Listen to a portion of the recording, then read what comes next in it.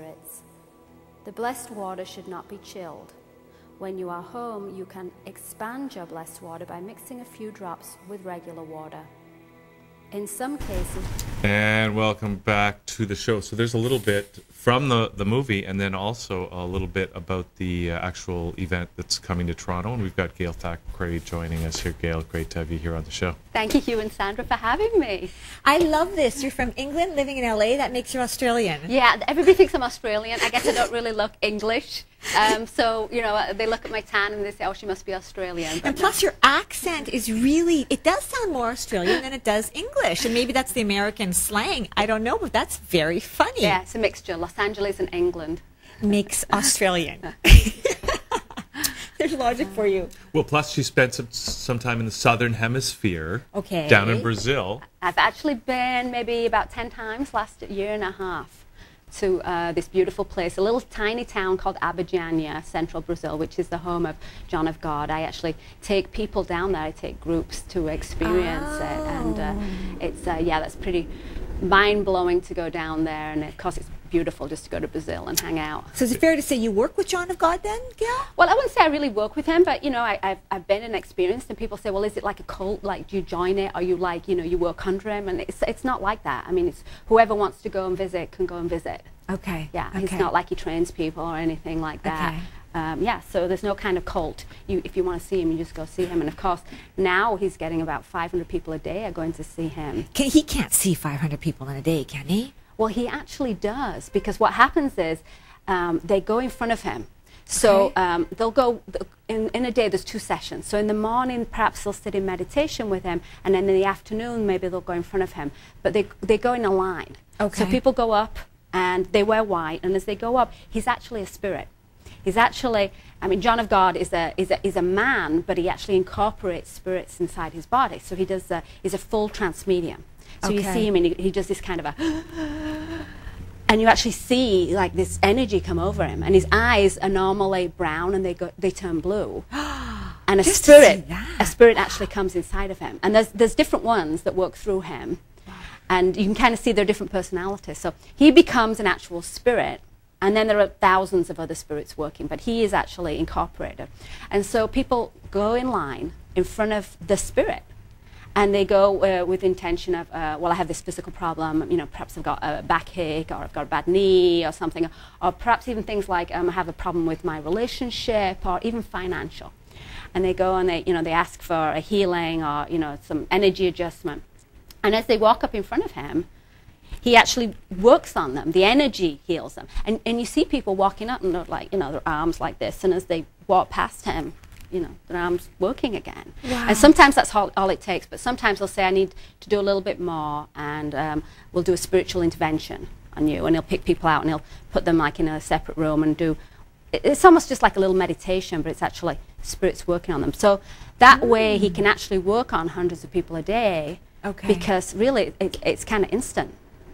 Wow. Wow. I have a question for you. I have a million questions. Okay, go ahead. Go ahead, you go. Okay, I was going to say, what makes him so special that he's able to do this and others are not? Well, I mean, I think there are lots of mediums. I mean, I say that I'm a medium, which means that I get messages from loved ones on the other side. Okay. And to be honest, I was completely normal until I was about 40. Okay. And then all of a sudden discovered that I could speak with spirits. And I realized that, you know, if I could do it, everybody can do this. And I teach people how to open up. And we all do it to some extent. We kind of get intuition that our relatives are around. Yes. But now I actually teach people how to delve into that more. But John of God is very rare because he's what they call a full trance medium, which means he actually leaves his body. He says he just goes to sleep and he can't remember anything, and a spirit comes inside his body. That is extremely rare. Okay. I don't know if I'd really like to do that, where you go away and somebody else is actually working through your body. There are a few people in this world that can do it, and John of God is probably the most famous, the strongest right now that I know of in the world. So when he's not doing this work, okay, so when he's not being a trans medium, is he just normal? Can he walk on water? You know, like Well, he is a normal guy when he's just John and he's not incorporated. He has a family, he has children, he has a ranch, and he has businesses. But to be honest, I mean, I think he's so involved in this work that they are coming and going constantly. I mean, he works at the Casa, the healing center, 3 days a week, but then the rest of the week he's traveling. He's got charities. Okay. And, you know, to be around him is quite interesting because you'll be at breakfast having a conversation and you think you're talking to John, the person, and then, you know, somebody else is coming through talking. Oh, and really? then the conversation keeps switching and, you know, you're not sure if it's him or if he's incorporated. And I think, you know, he's very humble and he doesn't admit it, but I asked on the video, I asked, are you a medium when you're not incorporated? Do you have like special talents? And he said, I have a seeing gift. So I think he's always connected. I think he is very psychic, but he says it's not him, it's God that does the healing. The spirits come through and they help, and it's God, and then the rest of the time he's a regular normal person. But I think he's a little bit more highly developed than he makes out. Okay, so I have a question because I watched the video, and you tell the story in the video of when he was a kid, that he was, you know, he met that woman by the river, and then she said, go to the town, go to the spiritualist center, they're expecting you. And he was just hungry, he wanted some food. And when he went there, he, even though he didn't know what he was going to do or doing, he led the congregation, and he was, what, King Solomon? Yes. The entity King Solomon came through? Well, he tells a story of when he was a little boy, and first he got a premonition when he was about 9. He saw a future event happening, and I think his parents thought maybe it was a little strange and they should take him out of school, which was very hard on him. And then he had to, you know, learn a trade, and he became a tailor, and he was traveling around, and he knew he had some kind of special gifts. But he tells the story about how he was really starving, hungry, looking for work, and he goes down to this river, and this woman comes over, a beautiful woman, and she's talking to him, and he thinks it's just, you know, a lady, a real person. And she says her name is Rita Cassia, which is actually the angel Rita Cassia, and she tells him, go to the spirit center, they're waiting for you. And so he thinks, okay, well, I'll go. So he goes to the spirit center, and they said, oh, Joao, John, come on in. And they know his name and everything, and they're expecting him. And he thinks, well, maybe they've got it wrong, you know, but hey, I'm hungry, you know, I need a meal. So he comes in, and he thinks he's fainted. He thinks he's, you know, so hungry that he passes out. And what happens is actually incorporated. He goes to sleep. And so when he wakes up, all these people are around, and they're all talking about the amazing healing that King Solomon did. And he says, I don't know what you're talking about. I don't remember anything. And that was the first time he actually incorporated, and that's when it started happening for him. And how old was he at that time, Gail? He was about 16 when that started happening. Wow. And I think he went through a difficult time, you know, as a teenager and growing up. Every town that he went to, this would happen. And he was healing a lot of people, but he was also getting a lot of pushback. You know, some of the medical doctors didn't like him. You know, and he was constantly accused of malpractice and thrown in jail and all kinds of things. But when you ask him now, you know, what about the difficult life you had? I mean, he just said, well, you know, I'm glad to be of service. This is my mission. I'm so happy that I can do this. And, you know, very humble about the whole experience. But that's a good topic you bring up, because I know John of God for the psychic surgery. There's something they call psychic surgery, which is the actual physical going into the body and taking stuff out. But we can't do that here. Well, he gets a lot of press for that. That's what you see like on YouTube. You see these videos of him cutting people open. And he says that's not the real healing. The real healing are these invisible surgeries, invisible healing. And it could just be when you walk in front of him, there's kind of a passing of the energy. They change your energy. And so people might go up and say, you know, I have a cancerous lump. And maybe they just walk in front of him, and that's it, it's gone. Or he does these, what they call spiritual surgeries or spiritual interventions. Right. Where you're really just sitting in a room, and it's a little bit like a meditation. And when I had it done, I could really feel that there were spirits around me working on me. Okay. But most people feel at least this kind of a warm, loving sensation. And these spirits do this invisible work on you, even though they have actually seen on x-rays maybe internal stitches. So something is really physically going on, but nobody's touching. It really is just like a prayer or meditation. And he says that's the real healing. But some people just can't completely wrap their head around it. Okay. So some people need that extra. So if he assigns somebody a spiritual surgery, only about 1 or 2 people a day will volunteer And they have to want to do it, and they'll volunteer and say, I want to do a physical surgery. And what he does, he takes these people on stage and he'll actually literally cut them open, take out a tumor or whatever it is, and sew them up. No anesthetic, nothing. People don't feel this, Gail? They say they feel it, but no pain. So they can feel him touching. They feel like a tingling or something like that. But no pain. And you can see them standing there, and clearly they don't feel pain because you can see him stitching them up. And I mean, anybody can come and you can stand right there, you can take photographs. So, I mean, you can tell there's no kind of sleight of hand. And these people are, you know, you and me that can go and volunteer, and you can talk to them the next day and they'll say, I didn't feel any pain, it was amazing. And he does this more because those people kind of need that extra. Yes. And also that everybody else watching can see and go, wow, if he can do that on somebody, then he can do something on me. So, but to be clear, if you do have a cancer or tumor, he can do that without doing the actual physical aspect of it. Yes. He can do it on the spiritual level. And 99% of the people only get the spiritual. Only a few people want to volunteer. And you have to do that in Brazil. He doesn't do that anywhere else because you never know what kind of laws or restrictions there are. Wow. Real. Okay, can I ask you about, about some of the other entities? So we have King Solomon, and who else? How Dr. many Augusto is one of the most prominent ones. Dr. Augusto was a doctor, I think, in the 1800s.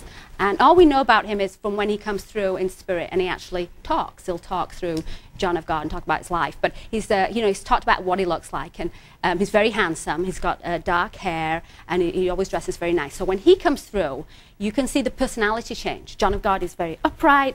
You know, he's got a lot of personality, and his hair actually gets darker. Oh, wow. And then you've got other spirits that come through, like Jose Valdivino. When he comes through, you know, John of God's more relaxed. You know, his hair's a little grayer, not so perfect. And you kind of like see these personalities. So people that are at the cars all the time, they immediately recognize these spirits that come through. But sometimes he'll say who he is, and he'll talk. One time a spirit came through, and they said, sir, who are you? And he said, well, I don't really want to say it. You can just call me Love. And they kept saying, well, who are you? And he said, if I told you who I was, you get too many people here. So they thought, well, could it be Jesus? That's the first thing that came to my mind. And they said, well, no, because, you know, every church could say, you know, Jesus comes. And then later people said, it's John Lennon. It's John Lennon that comes through. How do they know that? How can John Lennon have healing abilities? It's, you know what, some of these spirits were not healers when they were alive. They were not always doctors. In fact, some of them said they were not the best people. Some of the spirits have said, you wouldn't like me if you knew me when I was alive. But they're working on their karma, and now they're on the other side. This is the healing work that they've chosen to do. And so they're working also on their karma and their elevation on the spirit side. Wow, very interesting. Now, I want to ask you, because I watched the movie very carefully, and I watched your interviews with John very carefully, and not once did I see him mention any of these spirit names, the names of any of these spirits. When you talk to him, he always just references God. You know, that he's here on a mission. It's God that's doing all the work. Yes, and I mean, John of God is religious. He's Catholic, but he invites any religion that wants to come, and he says, just open your heart. If you believe in God, or you believe in angels, or you believe in Buddha, you know, you pray to whatever divine source you believe in. But that he believes that it's God that does the healing, and that the spirits can assist. They help us, and they can change our energy and help us in that way. But the actual ultimate healing is God. And I believe it's like we have this life force energy that runs through us. Just like if you cut your hand and you heal, what is it that heals you? Yes, It's some kind of life force energy that's not there when you die. It's with us when we're alive. And it's that energy. But the spirits are not really healing. They're really just kind of helping us. We tend to get a lot of negative energy that collects around us in life. We all do it. Every relationship we have, anything that's negative is said. You, so. Funny joke, Sandra. He's probably got less than most, right? No, he's actually great. But we collect this stuff. It's part of life. We collect, energy. And every time we think about, a relationship with our parents that really bugged us, or something that happened when we were young, and we have that kind of a trigger where we're still holding on to it. That kind of stuff we hold around us. And ultimately, that can come inside us and Absolutely. manifest in something. So, you know, I strongly believe that if you get cancer or something, it's not like you were just a victim and it just happened. It's some life lesson. You've somehow brought it to you, and you have this energy around you. And if we were all very saintly, we could look back on our life and say, oh, well, I see how that person Yes, treated me really yes, badly, but oh, yes. that was a good learning experience, and I don't feel anything. But we don't, right? We get triggered and we think, Yes. oh, that person really irked me. Yes, yes. And that's energy that's around us, and the spirits can kind of help to maybe cleanse off that energy, remove some of that, lift that for us so that we're more open. But I think the real healing is the person opening up and allowing that healing, whether it's with God or whatever they believe. The only I have to make a comment. The only question I would have with all of this is, in your work, you help people to become their own medium, correct? Yes. Okay. So the only thing that this powerful man that he is, the only issue I would have, and I'm not sure if other people have raised this, but is it in some way disempowering for people to come to him to be cured as opposed to learning how to do it themselves? That would be the only thing that I would question. All right, well, that is a good question, but I think what he does is he actually opens you up. And that's why people say when they went to John of God and they had a physical healing and their back was fixed or their cancer was removed, they go back again to be in this energy and feel this. Why is that? Well, it's because it's almost like an opening within yourself. Okay. You know, he adjusts your energy so that you can get that healing. So people come back and they say, I just feel much better. I feel like my life works better. I feel more on my soul purpose. I feel like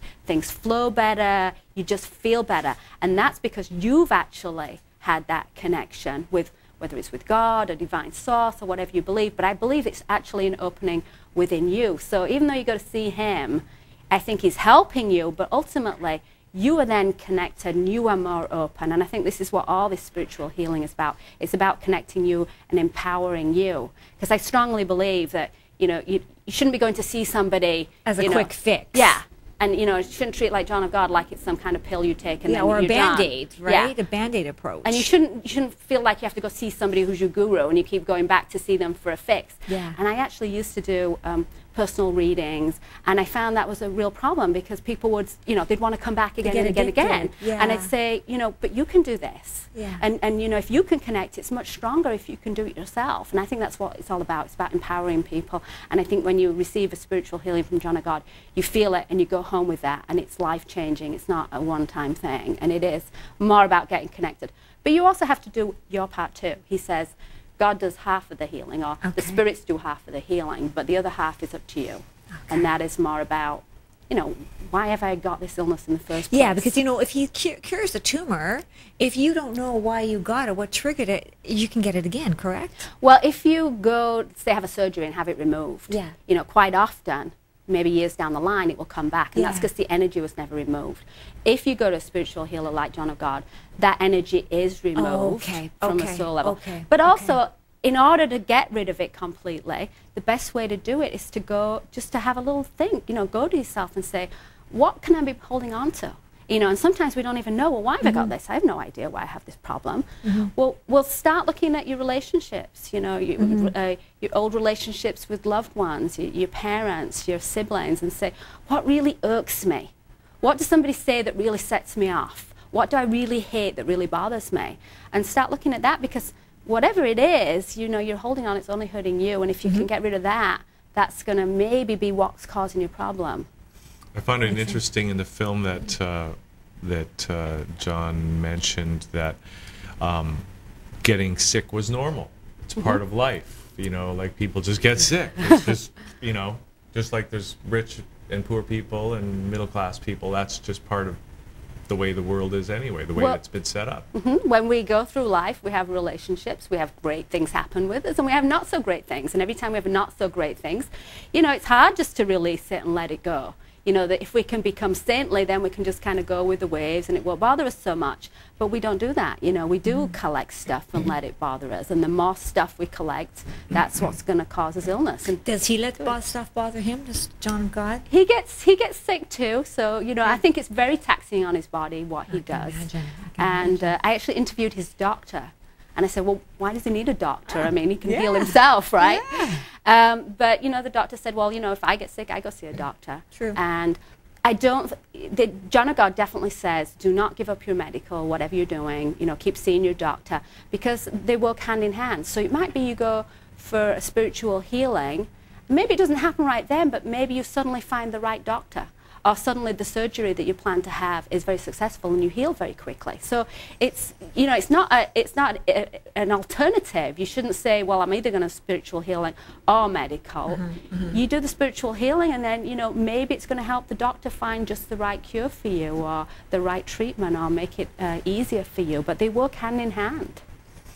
Okay, I got an idea. Okay. Let's just take a little bit of a break. We've got the video that's all about the John of God event in Toronto. Okay. So for people that are intrigued, let's play that for them now, and then we'll come back and we'll Perfect. chat a little bit more. Maybe we can I talk a got little some bit more about your questions. experience, because you've actually Absolutely. experienced him, Sure. right? Would love to hear firsthand. So this is video number 4, and we'll come back, continue with Gail Thackray as Liquid Lunch continues. We'll be right back.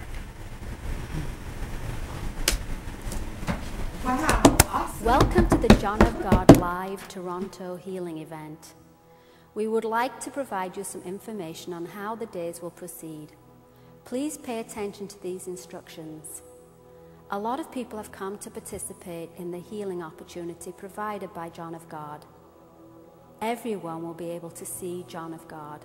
Please be patient and stay calm. Every one of you will get a chance to go in front of John of God. You will see him only one time per day, just as it works in the Casa de Dominacio in Brazil. Some of you will see him in the morning, and some of you will see him in the afternoon. The rest of the time you will be meditating in his energy field or listening to some talks. Please remember that seeing John of God is only part of the process. Sitting in meditation is also a very important part of the process.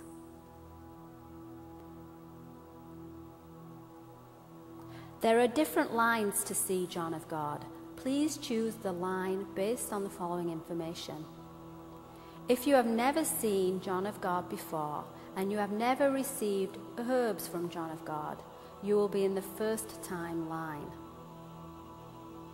If you have seen John of God before or received herbs from him, even if you did not see him in person, please go to the second time line. If you have had a spiritual operation or spiritual intervention from John of God, and this is the first time you will see him since the operation, please go to the revision line. When your line is called, you will be taken to see John of God. You will actually see the spirit that is incorporated inside John of God. We normally refer to the spirit as the entity. When the entity sees you, he will determine the treatment you will receive next and direct some energy to you. The volunteers will show you what you should do next. Tis our benevolent spirits. Available at this event has been blessed by the benevolent spirits that work with John of God. Drinking this water can help attune your vibration to the energy of the entities or benevolent spirits. The blessed water should not be chilled. When you are home, you can expand your blessed water by mixing a few drops with regular water. In some cases, John of God will ask you to drink the water as part of your healing, but you can also purchase water for yourself and others at any time.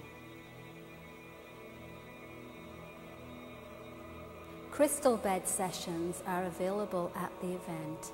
Please purchase your sessions at the shop. There are many crystals available in the shop. All the crystals have been blessed by John of God. You may find that crystals, books, and DVDs from the shop have a special energy and connection to John of God.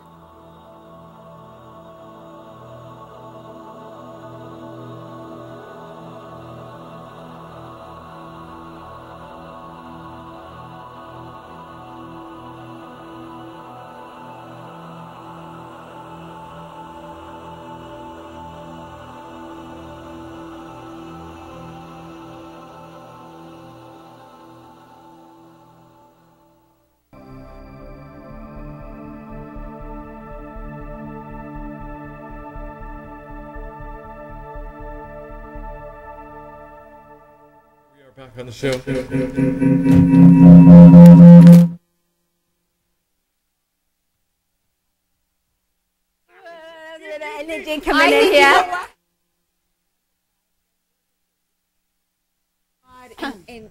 approving of this conversation. Yes.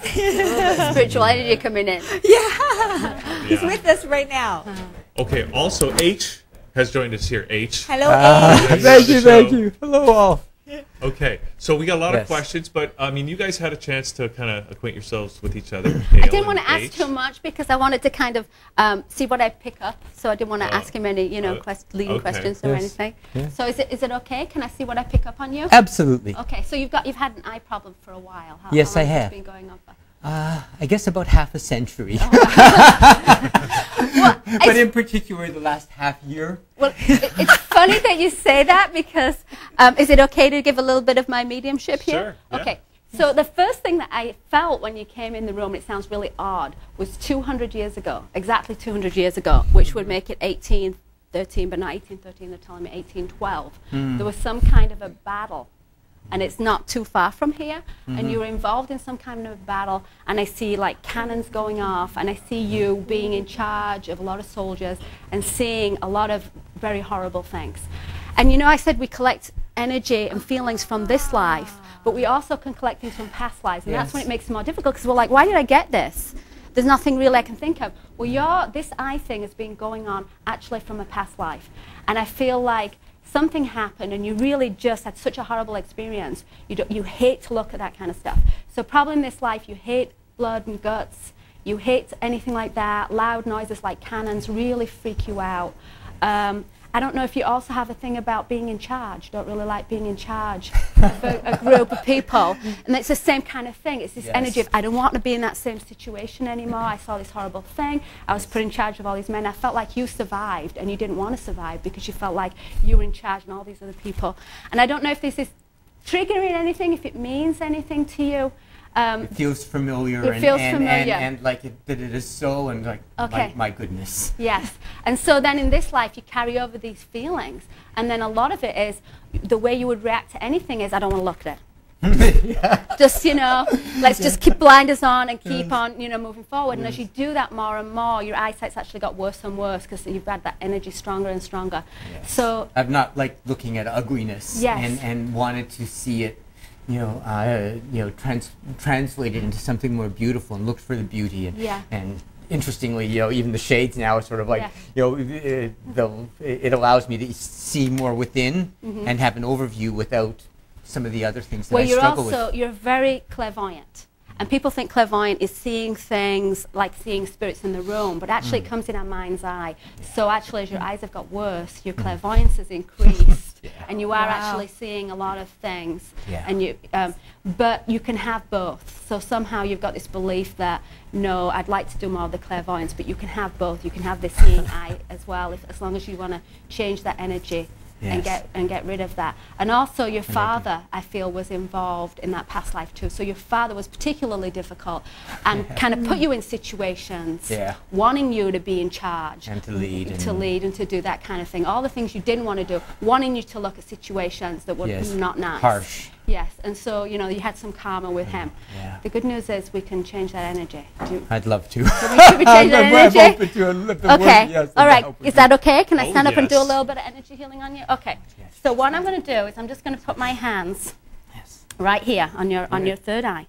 And what I want you to do is imagine that you're there in this battle in 1812 and that all these horrible things are going on. And now, I don't know if you believe it or not, but just imagine it because we want to release that energy. Are you willing to release any negative energy from there? I am. I'm going to open up your third eye.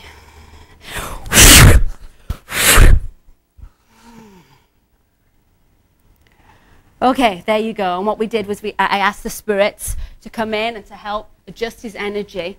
And it might take a while for the physical eyes to come back, but hopefully that will start to come back. And then your part of it is also to go home and start thinking about it, even right before you go to sleep, when you can really talk to the spirits and say, just help me to release this, whatever I'm holding on to, it's not serving me anymore. The things that happen with your dad, the things that remind you in this life, just say I forgive, let's get rid of all that. And trust, because it is going to come back. It's fascinating that you mention the War of 1812, because as a child, when I was 4, I think I had heard the 1812 overture, and I was so drawn to it. but also so horrified by it.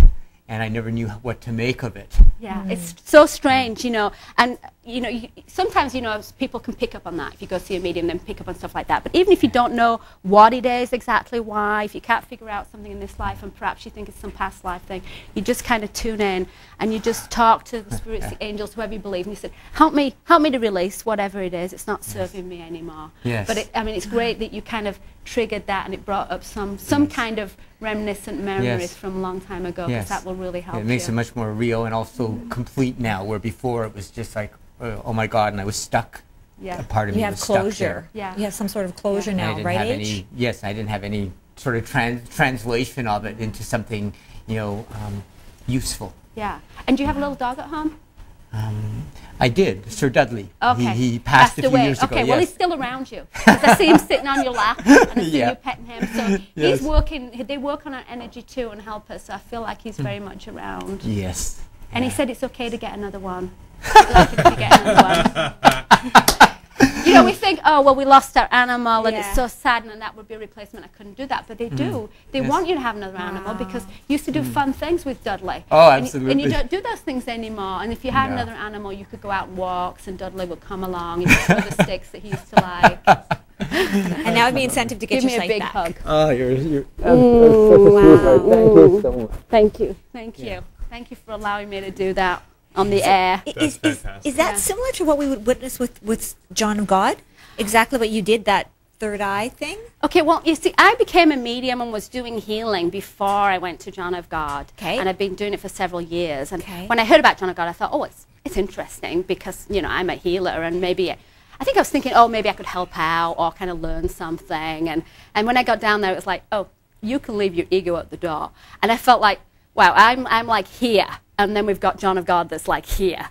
And so I'm this little wallflower standing there going, oh, you know.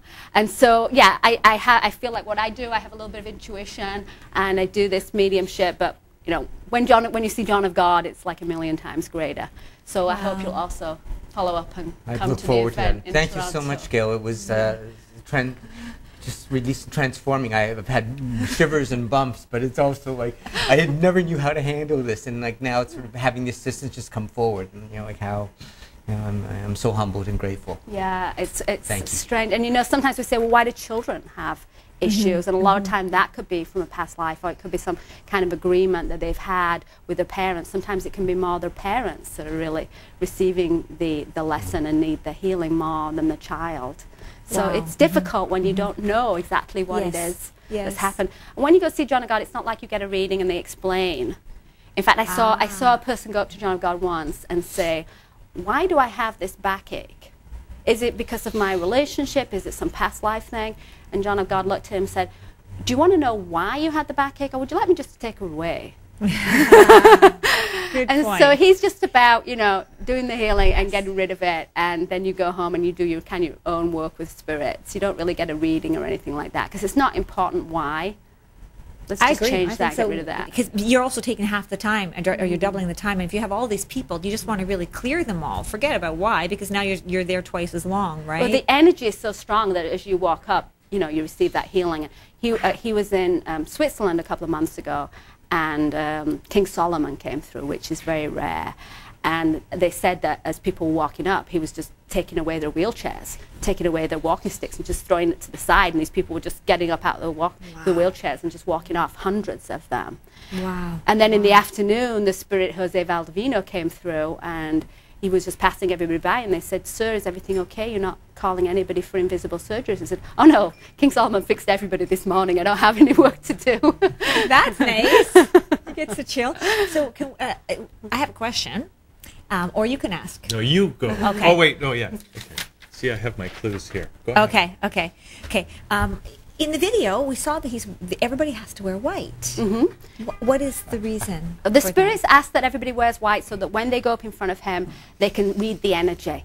And they can more clearly read the energy and see what it is that you need fixing and fix you like that. So it's about this. So you can see the energy more with white, the color of white, than if I were to wear a pink shirt or a blue shirt. That's what the spirits say, that they can see it. So, you know, in my work, I don't ask that. And, you know, if you're at John of God, if you go to Brazil, you don't have to wear white all the time, but when you're going in front of the spirits, they ask that you wear white. And so in Toronto, they ask that everybody wears white because it's just easier for the spirits to be able to work on you. Interesting, interesting.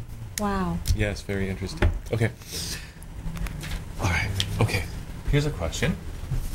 Now, this was Sandra's question, but I have a different version of it, so I'll try to ask them both. So Sandra was asking, so when John says that it's God that's working through him, like, what is John's vision of God? And my question is, because a lot of people are a little bit critical of channeled spirits, right? Because that sometimes they're not necessarily maybe always working in the best interest of people.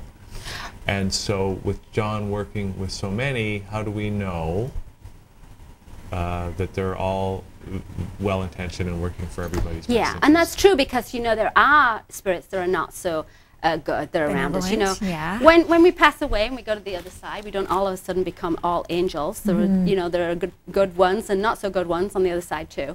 And John of God sets up like a protection zone. So when he comes to Toronto, he comes in a day earlier, and he actually sets up a protection, an energy. And that's why we've actually rented the entire convention center, so that there's no other energies that could possibly come in, because he comes in and he actually sets the energy and he puts up a protection.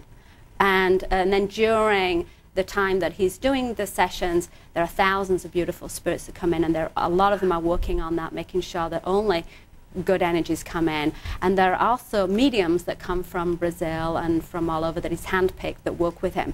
So these mediums actually sit current, they sit energy, and their job is also to make sure that they're channeling, you know, beautiful energies. So my experiences when I've gone to Brazil and been in they're always beautiful energies. Wow. Other places I felt not so good, but around John of God, they're always amazing. And the ones that come through him, there are a number that are kind of regular ones that come through him, but they're all very, very high light beings that work through him. And as to the first part of the question, what is John's of God's vision of what God is? Well, John of God is Catholic, right? And so you will see he'll have like a few, you know, pictures of maybe a cross, but few pictures of Jesus and Mary around, and he has them. When you go to the casa in Brazil, it looks a little bit like a Catholic chapel. There's definitely Catholic pictures, but that's, you know, his traditional view of God. But he says, you know, whatever is your view of God. At the beginning, he says the Lord's Prayer, but he says you pray however you feel. If you pray to Buddha, or you open to the angels, or you don't, you know, just whatever you believe in. And so I think, you know, his vision is God as a Catholic vision would be, but it is whatever you believe. Because again, it is your opening with what you believe. So if you believe in Buddha, it's probably Buddha that's going to be opening you and doing the healing. If you believe in God. And it's really important to clarify that, I think, in a city like Toronto, because Toronto is so multicultural. And, you know, when you do say the word God, there's a lot of different inferences that come up because we're so multicultural. So that's why I really want to address that question. So Some people know. prefer the term divine source, which kind of means like, you know, an energy, all-knowing oneness. But I think most people that go believe that there is some higher power. Yes. And I think that's what it's about. It's the higher power that is doing the healing. And it's really your connection with that higher power, and it's opening you up to receive your own healing. It's not like he's kind of giving you something. He's helping you to connect. So, Gail, I wonder if you can, what you did for Hilton was so fabulous. I know Sandra has a lot of serious issues, too. He's just trying to get back at me. Okay, on that scale, when we had Kathy True here, on that scale of vibration, you were 6, I was higher than 6. So there. No, you guys are pretty healthy. Your grandfather is around you a lot. Your father's father. Now, your father's still alive, or has he passed on? No, he's still here. alive. Yeah. Okay, but your grandfather's saying that your father, grandfather says he's just kind of old school. He doesn't believe in a lot of this stuff. It's kind of hard to show his feelings like a lot of dads in that era. And so your grandfather's kind of behind you and helping you and loves this communication. I don't know if your grandfather did something with communication, but he's so excited about you. Yeah, he's so excited about you being here on the radio. And he said, you're pretty healthy. Now, you have a little dog at home? I don't. I have a cat. Okay. And you have more around in spirit, but you have one cat that you lost that was, he was a little bit like, felt like he was this great healer cat. very important.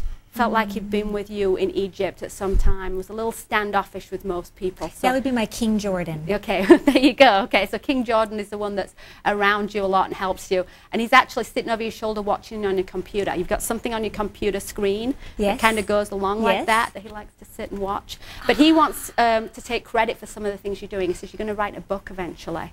And he's helping you. He gives you kind of intuition. And you can talk to him a little bit more. He says the other one that you have now is just pet. But he's approved of him, right? Yes. Oh, no, he's approved of him. Okay. He's a healing one, so he comes around, sits on your lap. So then King Jordan must be really impressed, because when I say on my website I put my greatest teachers, he's the first picture. Oh, there you go. Okay, yes. So he must really approve of that. He does. He does. He feels like he's the one showing you the way, and he's going to be the one writing this book. So you better give him a little credit in that book. Well, you know what? It's funny, Gail, because we always, when he was alive, we always used to say bow to the king. Whenever we walked in the house, we would bow to the king. So, so it's very true. It's very, very appropriate. Hi, King. That's really cool. Okay. It is. Thank you. Could I have one question for you, Gail. From the work that you've already done with me, my father's name, he's still alive, his first name is Milan, M-I-L-A-N, Milan. And he's been suffering, ill, grave health over the last number of years, and is currently in the hospital. And he's been at death's edge, being in a coma. And through all the years of my life, there was a distance or a gap that I never understood with him, ever since I can first remember. And in this last half year, I've come to discover that a number of things, and I'm wondering if you're picking up anything. Well, as people get older and they get closer to the other side, there often is that reconnection. You have both been working on your karma. He's been working on the karma with you as well. And so he wants to have that reconnection, hopefully, before he leaves, just as much as you would like to resolve some things. Yes. Because you had some very difficult past lives, especially during this battle. And so it'd be nice if you can talk, but sometimes it's not always just about actually talking. Yes. Sometimes it's the unsaid, words too. And I feel like there's been times when he's been laying in a coma, and you've been talking in your mind, and he's been hearing. Yes. So even if you're just kind of saying it in your mind when he's there, and just releasing some of this stuff, and try to get out some of this stuff, working out between you. And also, even when relatives have passed over, you can still kind of connect up there with them and tell them, I'd like to finally resolve this. I'd like to talk about this, and why do we have this feeling between us? And he wants it just as much as you want it. We've both already experienced that in the last few months, and I feel incredibly complete with him. Yeah. And as it seems he does with me. There was doubt on his mind, that I found out and never knew, that he questioned whether I was his blood son. And I actually had that thought from the time I was a child, wherever that was picked up, and didn't understand our relationship and why we were in each other's lives. And I've recently found out that indeed I am his blood son. And there was. I feel that comes from the past life when you were in the battle. He was actually a lot higher up than you, and you felt very guilty and very terrible about all the things that had happened. And he was like, "How can you be like this? You need to do this and this and this." And so in this life, it's like, well, is he really my son? My guy would act like this. My guy would do this the way he did it. And so there's a lot of feeling of you didn't act out the way back then, and in this life you didn't act out exactly the way he wanted you. He wanted you to be tough. Yeah. Stand up, be a leader, do this. And there's a feeling of why? Well, if you don't do that, you're not my guy. You're not my soldier. You're not my son. Yes, and I was super sensitive, and there was this huge difference or rift, and that's all been healed. And there were times now where I've just visited him in the hospital and just put my head down on his chest, and at times he helped me, and there were no words, but there was so much completion. Other times there were words that were completing and healing. So all this has happened, and I couldn't have imagined in my entire lifetime that this would ever have occurred between my father and I. Yeah, and a lot of things he kept in his mind. Yeah, and so that's why he's got head problems. Is because a lot of that stuff was in his mind going over and over, and he would just never spit it out, talk about it. Wow. Thank you so much for this clarification and completion here. Just like, thank you. My goodness. Thank you. It's nice that you would share on camera too. Yes. Yeah. I just love the fact that when you say the other side, you don't use the word death, and I think that's amazing because it's a totally different perspective, right? Well, I think after I became a medium and doing the animal communication, it really did show me a whole different world. You know, when you lose an animal, it's always terrible, but then when you know that they're around you and they even sometimes come back in this life, you feel better about it. And when you know that your loved ones, they're really there and you really can talk to them, yes, you miss them. I mean, you can never replace that feeling, but it's still nice to know that there is a place and that they're up there waiting for you. And you know what I was told? I know we have to go, but I was told that you know, when you cross over to the other side, all your loved ones come to greet you. But if you had a lot of animals, they have to fight through the animals because they're the first line of defense. That's what I was told. So it's a party central. Yeah, usually when your dog passes away, it's probably up there with grandma or mom or somebody else. Yeah.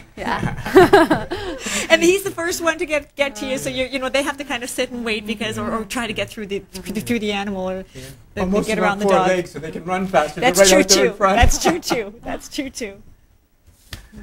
Okay, I have a question. Yes. One of the things I noticed in the film is when you were interviewing John of God, where he says, at one point he says, we're all getting closer to God. And so we're talking about past lives with us as individuals, but what about us as a collective human species? You know, are we all getting closer to God, or where are we headed? I think he means that we're all kind of becoming more aware that there is this whole world, that we don't really die, that we do stay around, that we're all kind of opening up to that and seeing that more and more people are starting to realize that it's not the end and that there is something out there and that there is this supreme being or this energy up there that's healing, and that it's not so cut and dry anymore, that there is more out there and we're more getting in touch with our spirituality. And maybe you know, at some point we'll be able to do exactly what he's doing too. Maybe he's trying to empower in that sense too, because he's got a tough job. I think we can all do it. You know, if some people really just have that strong connection, that faith, and they can just sit and pray and it works for them, or you know, they just have deep enough intention that they know they can visualize. You know, for most of us we need a little help in that area, but I think we're getting closer and closer to believing. Understanding that. Okay, so let's talk about, we're running out of time here, but let's talk about the John of God in Toronto event and how people can participate. Let's kind of paint a picture for people. Okay, well, John of God's coming March 15th, 16th, and 17th, and you can buy a ticket for one day or for all 3 days. And the way it works is when they come in the morning, we split them into 2 groups, and each person gets to go in front of John of God. So the first half of the day, they might be sitting in meditation with him, and the second half, they would go and see him, go in front of him, or the other way around. So it's a full day, and even when they're sitting in meditation, the hall is set up, and there are actually spirits around that are working on people. And we'll have musicians and people talking and doing guided meditations. It's all about kind of opening it up and helping to prepare them. Okay. And then when they go in front of John of God, they'll line up and go in front of John of God. And it's pretty quick. I mean, you kind of want... It'd be nice if you could sit and chat with him and have him do like a personal healing and reading. It is pretty quick. You just kind of go in front of him, but the results are amazing. And of those people, as they come up, he will decide if they are fixed from wherever they want. And people hold in their mind, you know, if they want to, I would like to have my back fixed. I have this problem with my relationship. I have some financial stress. You just kind of hold in your mind what it is that you'd like to heal. And as you walk up, they actually will work on those things. And if he feels like, no, you need a little extra, then he'll say, okay, this person here, I want to put you, and we'll do a spiritual intervention, and those people will do an invisible surgery, which is really just like a little meditation room. And he comes in, he does like a blessing, like a prayer. And people that are a little bit more sensitive, they feel it, maybe sense the spirits around working on them. And then they go back to their hotel room, or they go back home and they rest for the rest of the afternoon. And the spirits actually work on them at home. Wow. Okay. And I had one of these invisible surgeries, and I actually felt them. I actually saw them coming, and they would come in and out, and they, you know, fix a little bit, and then somebody else would come in. And they say that they can do up to 9 spiritual surgeries, so that's a spiritual intervention. Wow. But he may just say, okay, no, the energy's enough, and you're good. But the results are pretty miraculous. But it's not really so much about the physical healing. I mean, lots of people are going to come that, you know, have cancer, are in wheelchairs, you know, some terrible medical conditions. But there'll also be people there that just, you know, want to come and experience. There'll be healers there that will get more psychically in touch, will be more open. There'll be people that come that have emotional problems that will feel better. But everybody just gets this uplifting feeling. Why would, it sounds to me like it's a one-day thing. Going for one day is enough, correct? Well, you can just go for one day, but to be honest, I tell people every day that you go, you'll experience something different. Okay. So it's very rare that he would come here to Toronto. We don't know if he'll come back. We don't know how long he can actually do this and travel. And to be able to actually go in front of a spirit and do this is amazing. I would go for all 3 days. And if it was me, I would, maybe the first day I'd hold intention of this physical thing I'd like to work on. Maybe the next day I'd have the intention of this relationship, this thing at work, this finances. And maybe the third day I want to work on friends and loved ones. And I'd actually bring photographs and put them in my handbag, photographs of loved ones and names. But I would maybe choose different things you want to work on each day. But people say that they experience so much and so many different things. You could spend a month down there and not get bored. So even though the program is basically the same, what you experience is very different. And I mean, unless you can really just afford to go for one day, I mean, he's here. He's probably not coming again for a long time. So I would go for all 3 days if you can. So for people who want to follow up, what's the best way for them to get tickets or to see John of God? johnofgodlive.com is the site, and there's lots of information on there. And how many people are you expecting to come through? If it's the whole Metro Convention Center, I would think that would be a lot of people. Well, we're expecting 10,000 to 12,000 over 3 days, so 4,000 or 5,000 a day. Okay. Wow. Yeah. Now, and he can handle that. Well, it'll be a whole day thing, and of course you split into 2 groups, and then there's a whole lunch that's included. Well, that's another question. Do people need to bring food? No, lunch is included. There's actually a blessed soup, which is part of the treatment, blessed vegetable soup, but then there'll be a whole luncheon. So it's a whole day experience. Wow. And there will be some, there'll be crystals that he brings from Brazil and some other things that are there. Wow, that sounds like just amazing. It's an amazing experience. Now, if people want to see the movie or get the book in the meantime, maybe find out a little bit more, what's the best way for them to do that? My site is gailthackray.com. It's just my name, gailthackray.com. And also, my book is available on Amazon, and my other books, ones about animals too, are on Amazon. Okay, great. Well, Gail, thanks for coming in today. Thank you so much. And thank you for giving us your demonstration on each. Thank you, Gail. Thank you. Wow. Thank you. Okay, so let's actually we'll play one more video from the movie. Actually, a 5-minute excerpt from the movie John of God, and we're going to come back with Mariah Giscombe as Liquid Lunch continues. We'll be right back. Sweetness.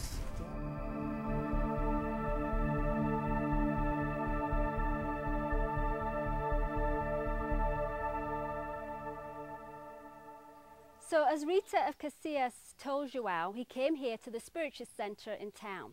And when he got here, they were waiting for him. They said, Joao, come on in. And he was very confused. He thought maybe they had the wrong person. And they said, no, come on in. You're going to lead the congregation tonight. And he said, well, I'm happy to have a meal, but I think you have the wrong person. Anyway, they brought him in and they put him on a chair at the front of a whole crowd of people. And he said, you have the wrong person. I don't know what I'm doing here. And then suddenly, Joao fainted. He thought that maybe he fainted from food or something because he was so hungry. But when he came round, they said, no, you didn't faint. You incorporated. King Solomon came through, and you healed many, many people here tonight. And Joao couldn't believe it. He couldn't remember anything. He didn't know what happened. But everybody told the stories of all this great healing that he'd done. Joao ended up studying here for 3 months, and that's how he studied the mediumship.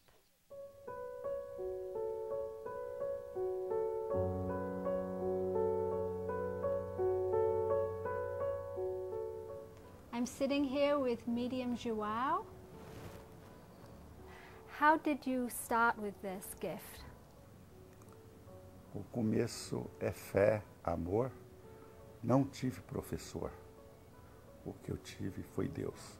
Com idade de 8 anos, comecei essa missão. Foi Deus que me deu essa missão. O mestre é Deus. E eu sou um espiritualista. Que Deus me confiou esta missão. How is this healing possible? Isto é o poder de Deus. Isto é quem acredita naquele grande arquiteto do universo. Eu nunca curei ninguém. O que cura é Deus. People feel a lot of wonderful energy here, a connection to God. How do people feel that at home? What can we do to open our hearts more? Deus é sobre todas as coisas. Em toda parte Deus está. É chamar o Criador, que é Deus. Deus é tudo. Deus é amor. Deus é verdade. You've gone through a lot of things over the years to get here. Can you tell us about some of the hardships you've had to go through?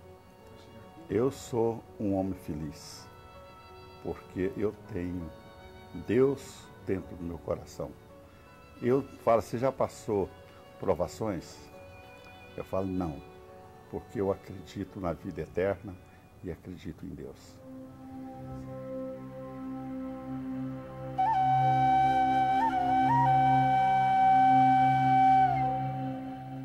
The way to Anna Sharp's house? Anna Sharp? This way? We're completely lost here. Okay, bom dia. Bom dia.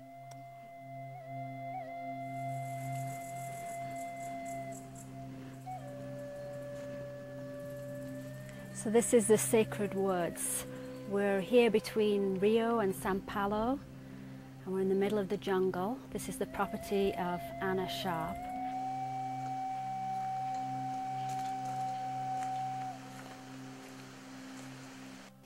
With John of God, I am friend of him for the last 28 years. And I saw miracles. I saw this man, or the energy through this man, doing miracles. So you believe it really is entities that come into his body that do the healing? Well, by my point of view, it's not as people used to say entities as a person. Mm-hmm. It's a kind of energy that they are connected. Each one of them are connected with different kinds of energy. And healers and paranormal people, they are not saints. They are human beings as you, as I am. And they has the gift to be connected with other energies that we are not connected. So it's separate? So they have the same problems as you have, as I have. They have big egos, normally. They are not saints. And people are expecting that people that, they cannot charge money, they cannot. Why not? They have to eat, they have to have a car, they have the right to have a house, they have the right to live as you. They are working as you work.